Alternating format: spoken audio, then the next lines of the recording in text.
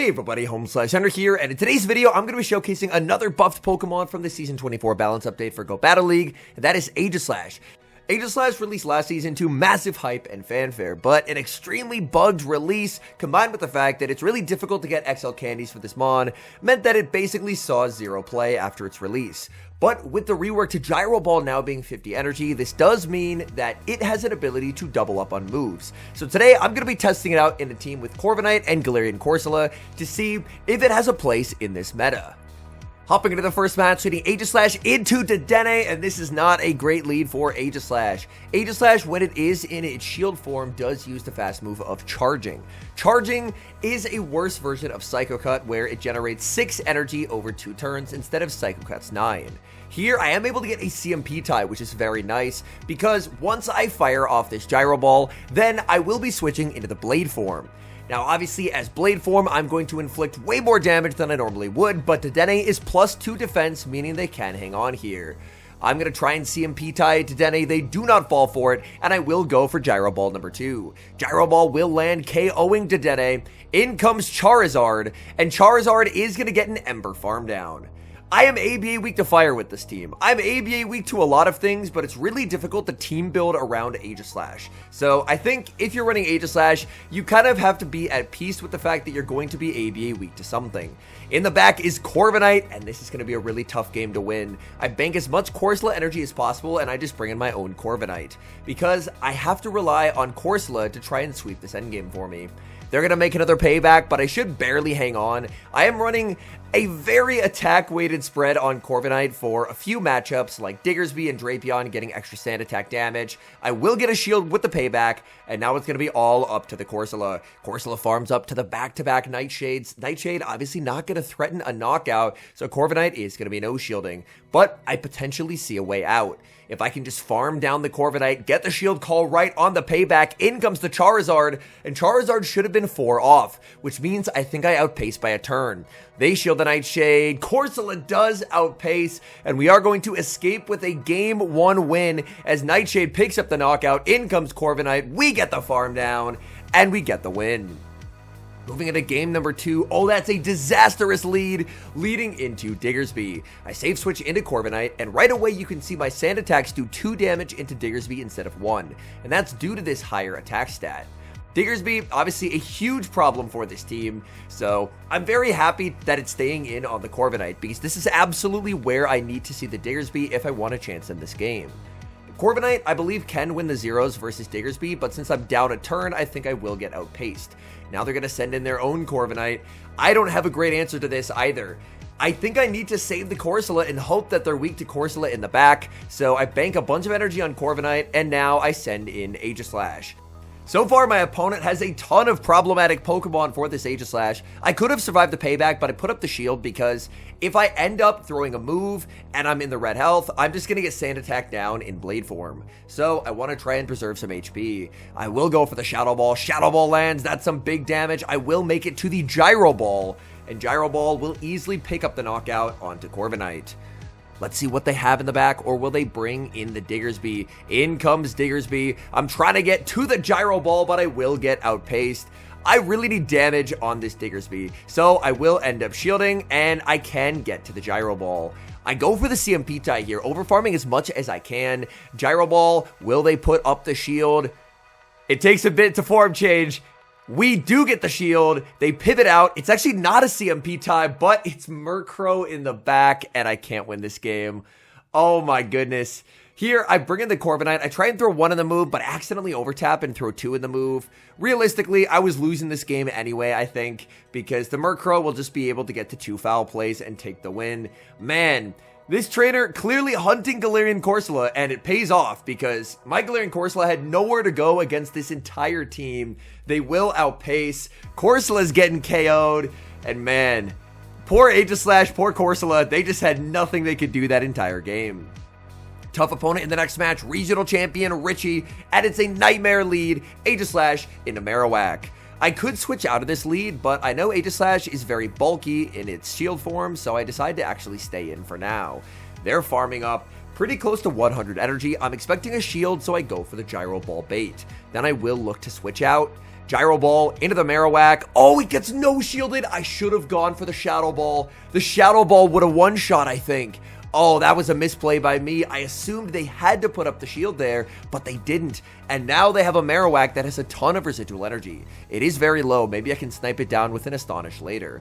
In comes Credilli into the Corviknight. Credilli does typically have a winning matchup into Corviknight. As you can see, Rock Tomb does a lot of damage. I will go for the Air Cutter before they get their next Rock Tomb. This does not KO by any means, but I just want to put them into Astonish downrange for the Corsola. The threat of a second Air Cutter will force out their energy, so they don't get a lot of overfarm, and now it's time for Corsola. But my opponent has their own Corsola in the back. Oh no, this is not ideal. I will go for the Nightshade right away so I can deny the turn, but it looks like my opponent has a better Corsola than me. I have a pretty good Corsola. It looks like their Corsola is insanely good. I go for the Nightshade, they shield, I switch into Aegislash, and I can't get to the Gyro Ball. I didn't have enough residual energy. Nightshade will be shielded. They have another Nightshade. I'm going to double shield. I just need to get to this Gyro Ball. Gyro Ball is reached. Wait, I can knock them out here. But the question is, how healthy is that Marowak? I know it's in the red health, but I don't think it's deep red. I think it's like medium red health. In comes the Marowak, and they're doubled up on Bone Clubs. Oh, I was hoping to Psycho Cut down, but I could not. In comes the Corsola. And this is Bone Club number 2. Great energy management by Richie. Corsola survives, but gets acided down by Credilli to lose the game. Aegislash into Shadow Empoleon in the next match. We've lost 2 in a row. We're looking for a bit of redemption in this set. And Aegislash, I'm just going straight for the Shadow Ball. Let's knock out this Empoleon. I do not want to throw the double resisted Gyro Ball bait. So I go for the Shadow Ball. They put up the shield. And now I'm very vulnerable in Blade form. So I will shield up their Hydro Cannon. And now I get all my bulk back. I imagine the 2-shield Empoleon can probably win this just through an extremely significant pacing advantage. But it does look like that I can actually win the ones. Because this Hydro Cannon, while it does a lot of damage, will not be enough to KO. The rare XLs that I invested in the Aegislash paying off here, as now I go for the Shadow Ball. Shadow Ball number 2 into Empoleon, gets no shielded, and I win switch.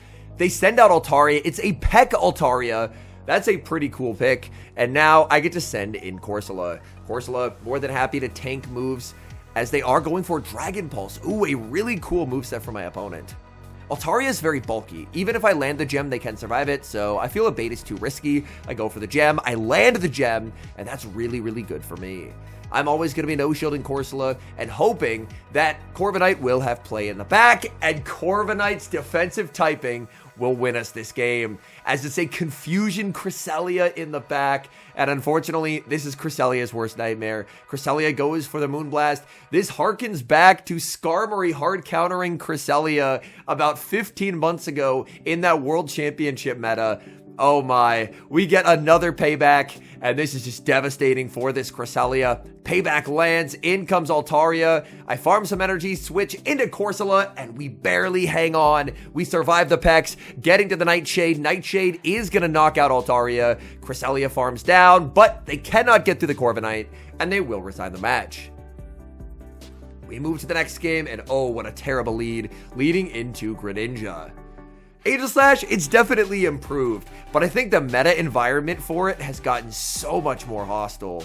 Like, in a Jumpluff meta, at the very least, it had targets, but I think with Jumpluff and a lot of the grasses that aren't Credilli disappearing, it's really tough to use. It's definitely better than what it released as, but I really felt like basically every lead that I encountered, Aegislash was at a severe disadvantage. Now, maybe I should have put Aegislash in the back, one could argue, but I think as well, it's just, I don't know if this is the meta for Aegislash. I'm going to keep playing it though, but man, I feel like I'm constantly playing from behind.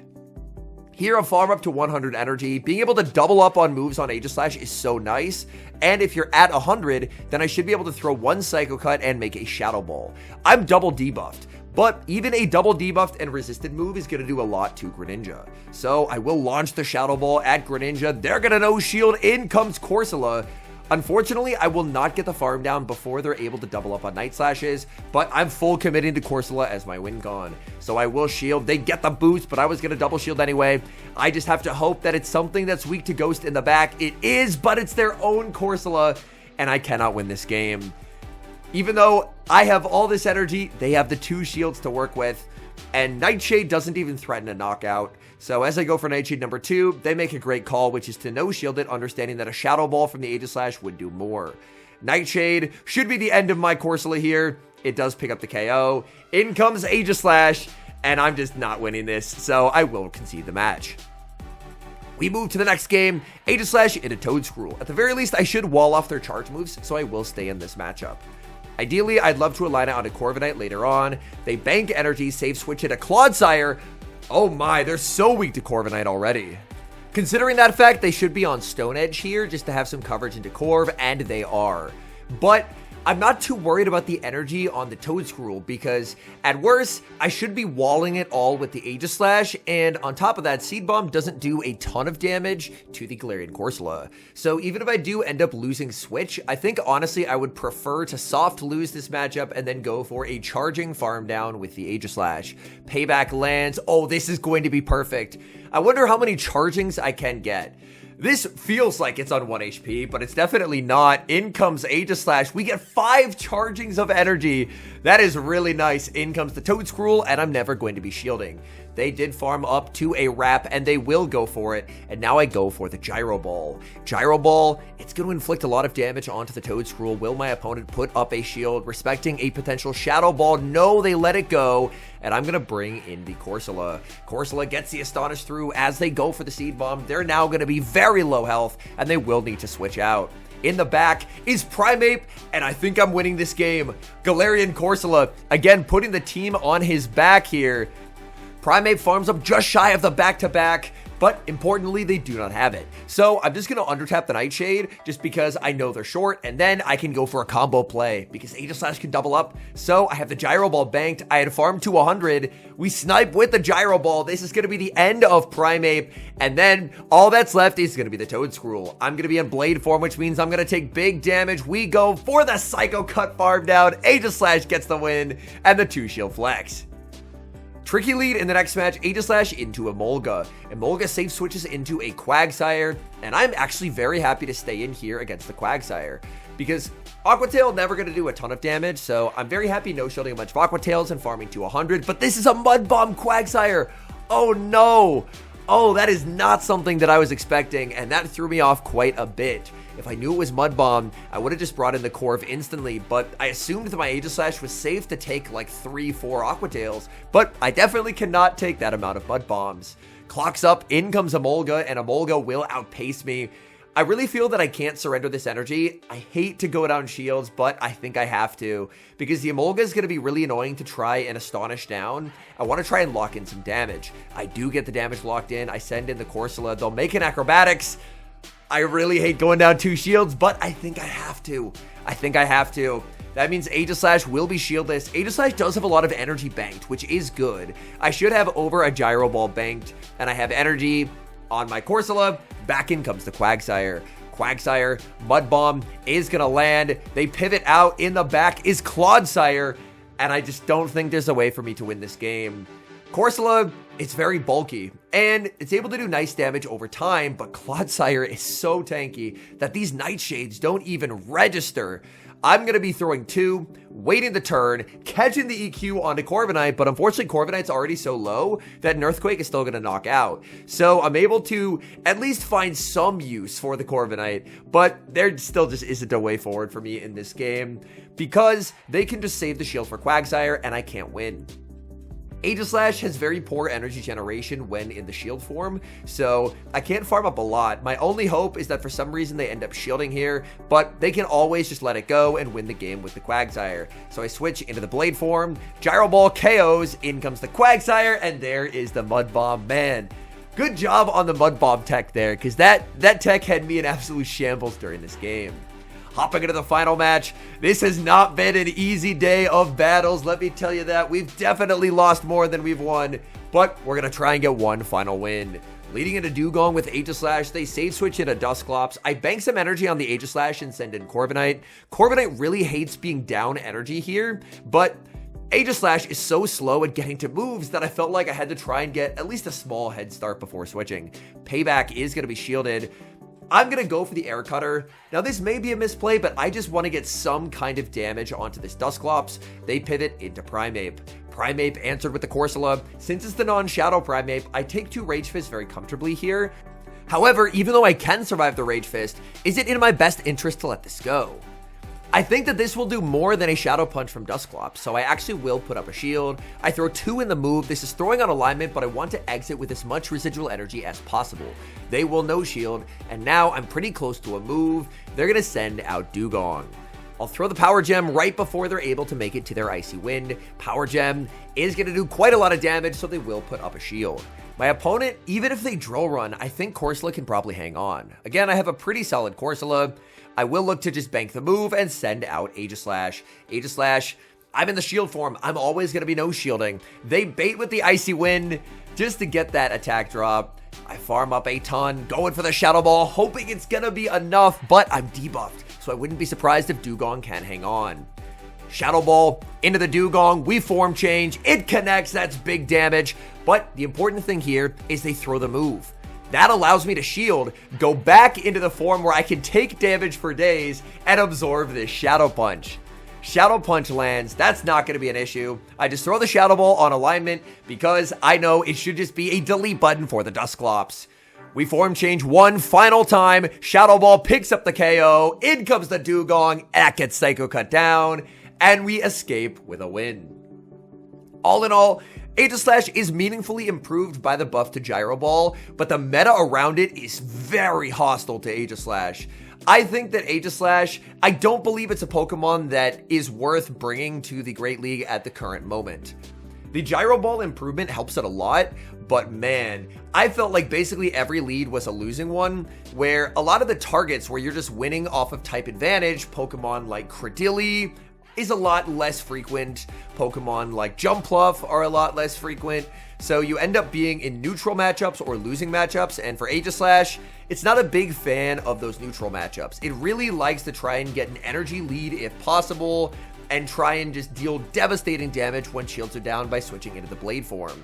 So it's a really cool Pokemon. I like the fact that they're slowly working at it to make it better, but the meta environment around it is just really, really tough. I think in most scenarios, if you play against an Aegislash, you can probably just double shield.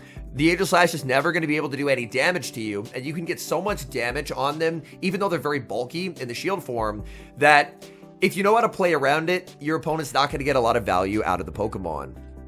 Anyways, thank you guys so much for watching. If you enjoy watching content like this, please do consider leaving a like on the video and subscribe to the channel if you haven't.